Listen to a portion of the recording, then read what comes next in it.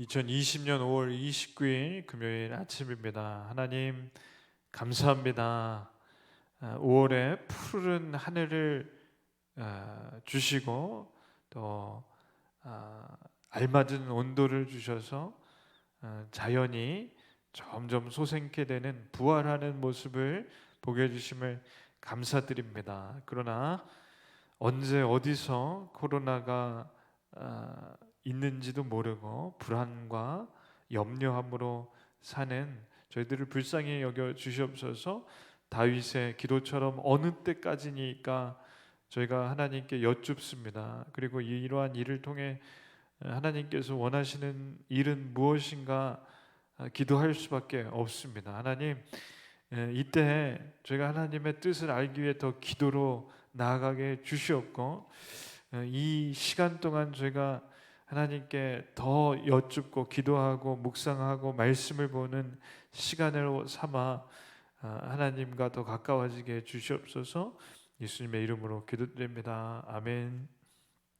고린도전서 11장 17절부터 22절까지 말씀을 보겠습니다.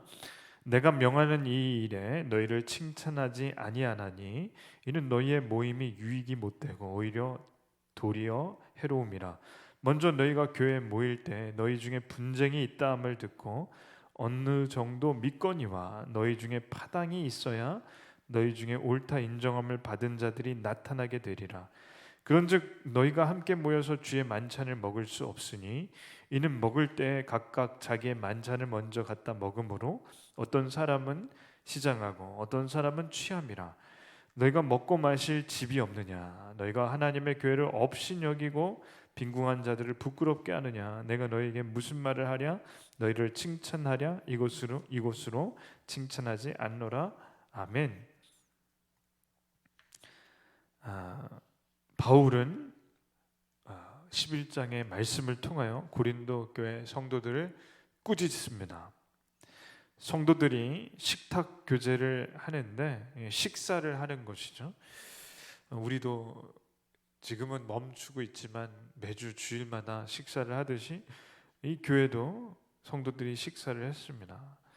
그런데 문제가 고린도 교회에서 분쟁이 있었다는 거죠. 식사를 하는 동안에 싸움이 있었습니다. 물론 식사하기 전에도 이미 싸웠을 수도 있고 식사하는 가운데에도 싸웠다는 것인데 이것은 결코 칭찬받을 일이 아니라는 겁니다.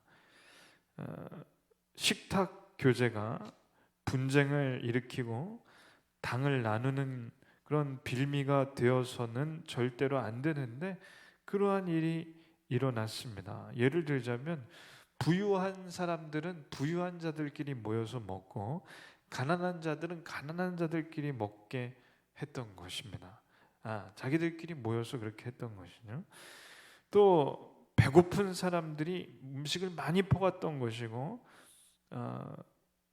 또 어떤 배고픈 그러니까 음식을 많이 가져간 사람이 있으니까 배고프지만 음식을 못 먹는 사람도 있었던 겁니다. 특별히 가난한 사람들이 그렇게 소외되는 경우가 많았던 것입니다. 우리 교회에서 그런 일이 있었던 것 같지는 않습니다. 음식을 누가 너무 많이 퍼가서 음식이 모자라서 나중에 김치만 드신다든지 그런 일은 별로 보지를 못했습니다. 그러나 이 고린도 교회는 우습게도 이 고린도 교회 성도들 가운데 먹는 것 때문에 싸움이 있었다는 것이 참 놀랍습니다. 어떻게 먹는 것 가지고 싸우나 그런 생각도 듭니다. 그럼에도 불구하고 더 생각해 보면 교회 안에서 싸우는 일은 결코 큰 일 때문만은 아니라는 것이죠. 먹는 것 때문에도 싸우고 별거 아닌 일에도 싸운다는 것, 그것이 오늘 말씀에서 배울 수 있는 것입니다. 한 교회에서 김장을 했습니다. 김장을 하고 김장을 애써서 하신 여러분의 권사님들 또 집사님들이 교회 김장 김치를 다 담갔습니다. 너무 애를 쓰고 참 힘든 일인데도 교회를 위해서 수고했습니다. 그것에 감사한 마음에 그 10분의 그 애쓰신 집사님들에게, 원사님들에게 교회에서 김치를 남은 것을 이렇게 한 통씩 나눠드리는데, 이상하게 7통을 드리고 3통이 모자란 겁니다. 이게 똑같이 나눠줘서 10통을 만들어서 나눠줬어야 되는데 어떻게 하다 보니까 7통이 나오고 3통이 모자란 거죠. 10명이 똑같이 애써서 고생했는데 3통이 모자르면 뭐 이게 담았던 것을 빼서 남은 3통을 채우던가, 아니면 교회에 했던 김장김치 중에 조금 덜어서라도 3통을 만들어서 주는 게 좀 지혜로울 텐데, 아쉽게도 그 3분이 나는 괜찮다고 해서 그날 돌아가셨습니다. 그 3분 가운데 중에 2분이 크게 시험이 들었습니다. 그래서 2분 중에 1분은 교회를 떠났다는 얘기를 저는 들었습니다. 우리 교회는 아닌데요. 사실 생각해 보면 김치 한 통인 것이고, 또 돈으로 따지고 보면 이 김치 한 통 뭐 한 15,000원, 10,000원일까요? 그렇게 큰 돈도 아니지만 사람은 이게 마음이 섭섭한 게 참 어려운 일입니다. 식탁에서 음식이 모자른 것도 그만큼 마음을 상하게 하는 일이 될 수 있습니다.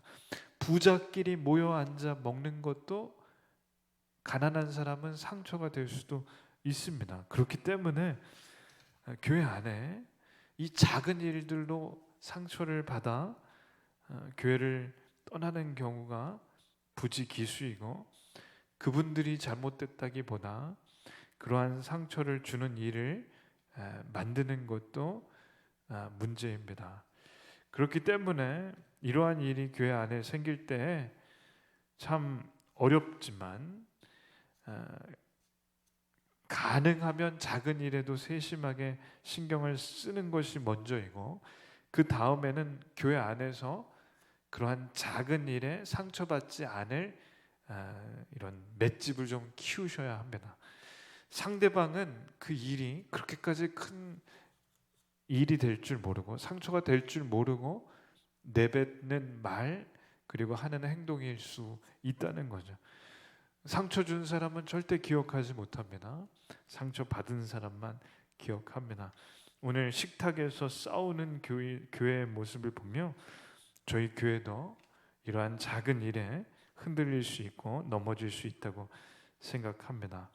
이러한 일을 바울 사도가 훈계하고 꾸중을 하였듯이 저희는 이러한 세심한 부분에도 신경을 써야 할 것이고, 또한 교회 안에서 작은 일에 너무 큰 상처를 받지 않는 준비도, 마음의 준비도 해야 합니다.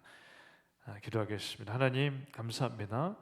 고린도 교회가 하나님께서 세우시고 바울 사도를 통해 세운 건강한 교회였지만, 그러나 이러한 식탁에 작은 일 때문에 서로 싸우고 파가 갈리는 일까지 생겼습니다.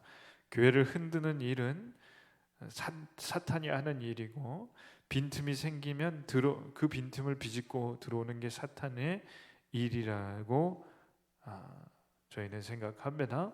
하나님, 그러한 일이 교회 가운데 일어날 때마다 그 빈틈은 주님의 사랑으로 채워주시고, 그 빈틈은 하나님께서 막아주셔서 시험에 드는 성도가 없는 이 교회가 되게 주시옵소서. 예수님의 이름으로 기도드립니다. 아멘.